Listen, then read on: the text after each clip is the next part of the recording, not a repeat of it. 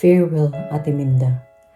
Today I'm saying goodbye to a very special person who became so dear to me as I developed a motherly and sisterly love for her, even for just more than a year of connection with her. I mean, she became very dear to me after Ate Virgie Hulk approached me to assist someone after a mass at Sacramentskirchen sometime in January 2022. Not knowing Ate Minda, whom I always see together with her at church, was planning to go home for good, and in order to achieve that, she was wanting to apply for a retention of her Philippine citizenship and passport. Indeed, a good move when planning to return to one's homeland to eliminate visa processing, and that time I introduced to them how she can avail the repatriation benefits from the Danish government through the Danish Refugee Council, which she got interested to avail as a dual citizen. She invited me to visit her home at Fuelgoen.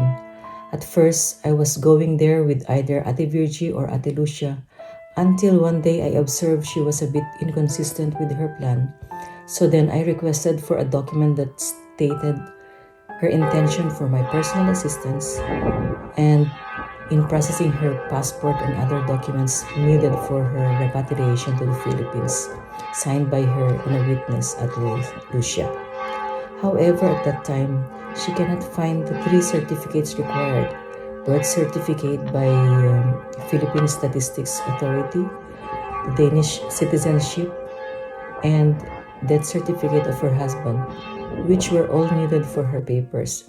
I used all possibilities to process and finally submit all documents needed, where she took her oath of allegiance at the Philippine Embassy last August 17. Though it took longer time than expected, she said she was not rushing to go home as she plans during springtime, supposed to be now. By that, we took it easy, and there we enjoyed every time we were together. She called me to visit her more often, and not knowing I was going 3-4 times a week, either I cook our food or just drop by her share of what I cook for my family, or she would ask me to buy fried chicken. I learned to like her Visayan prayer of the grace before meals, which I took her video that turned reels the last time she prayed while at the Playa Center. Ate Minda was a very reserved person which I respected. She never mentioned about her earlier operation. All I knew, she got diabetes, whom she gets treated since home care nurses visited her morning and later in the afternoons to see if she needed insulin or not. Especially last summer, I used to visit her for a walk around her neighborhood since she needed to learn how to use her walker in preparation to her life in the Philippines.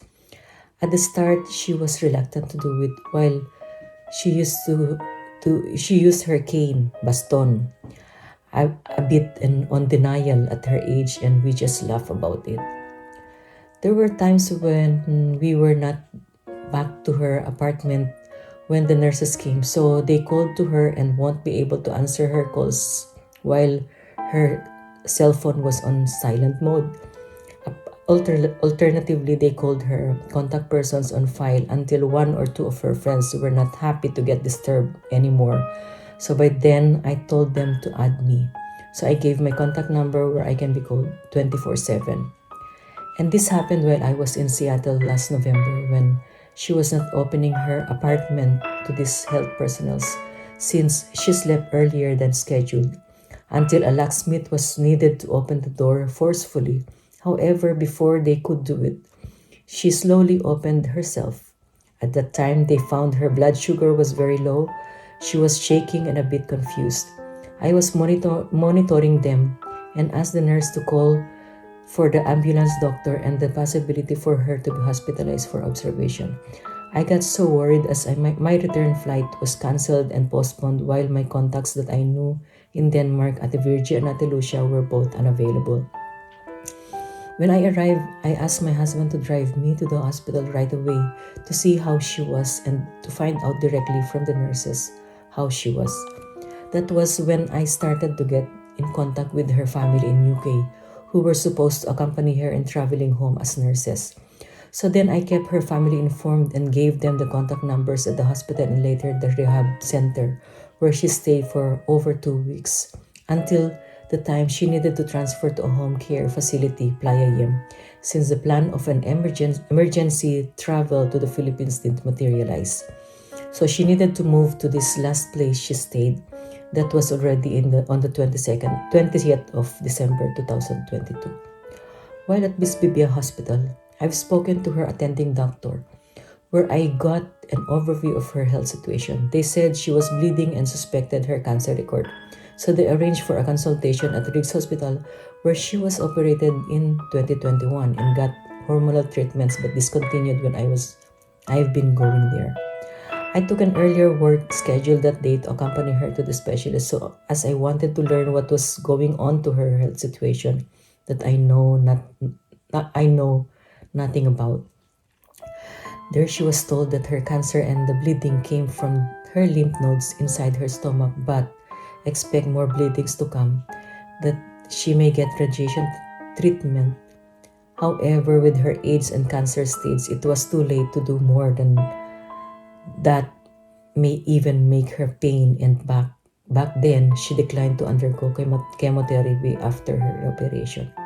So while she was at the rehab center, Ate Virgie told me that it's better if we were three to go to their apartment, to take her cell phone and other things that needed most. So by that time, she remembered to call Georgette, who lives near the rehab center and who accompanied her hospital visits when she got operated. Georgette was willing to help too, so the three of us went to take her things. And my teamwork with Georgette started as we transferred her Ate Minda to her new place at Solon Playa Center by the lakes, managed to empty the apartment, cleaned thoroughly after going there during our free times after work in January, sometimes even with Tom and Nikolai, who did most of the manly work. And when she got settled at the Playa Yem, we visited each time we were available. Either together, we meet there or not. Sometime early March, Ate Minda's nephew Albin with wife Maya came to visit, and that was the time Father Joy was able to give her the last communion. She was so excited and ever thankful since we were joined by other parishioners in visiting that night. Earlier, when she newly moved to Solund, I asked Father Stephen to anoint her and blessed her room while Ate Sally, the person, assisted. She was so grateful of these blessings and prayers, being a religious Catholic believer, as I learned that she made pilgrim tours to Israel, Portugal, Medjugorje, Lourdes, and other places, even visited her loving families in USA. This week that just passed, I missed visiting someone who became so dear to me. As in the past, after work, I tried my best to see and check on her and called the nurses in charge to hear how she was. I am grateful that I was with her the last 2 evenings. However, it was devastating to see how she deteriorated. Indeed, my very first experience to be with a dying loved one. On her last night, Georgette and I were there until before midnight, but she died before the clock for summertime have changed at 1:30. We managed to pray the rosary with her. So Ate Minda again, thank you for all those great memories we had together. Thank you for the new family I learned about, the Estavas family, who loved you so dearly, as each one has their own beautiful stories about you, their second mother or ever-loving Jai or Lola. May your soul rest in peace, and I am sad that your dream of going home alive wasn't God's plan for you, even after all your applications were duly submitted by yours truly.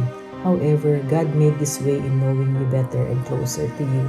As the saying goes this way, man proposes, God disposes. I love you, Te. To all who came today to pay our final respect to Ate Minda, thank you. I know you got your own version of experience with her, and this was mine to my best knowledge and good thoughts. I sent her family more detailed things and happiness that I find significant to share with you all. Indeed, Ate Minda was a very special person to me. I will never forget. Thank you.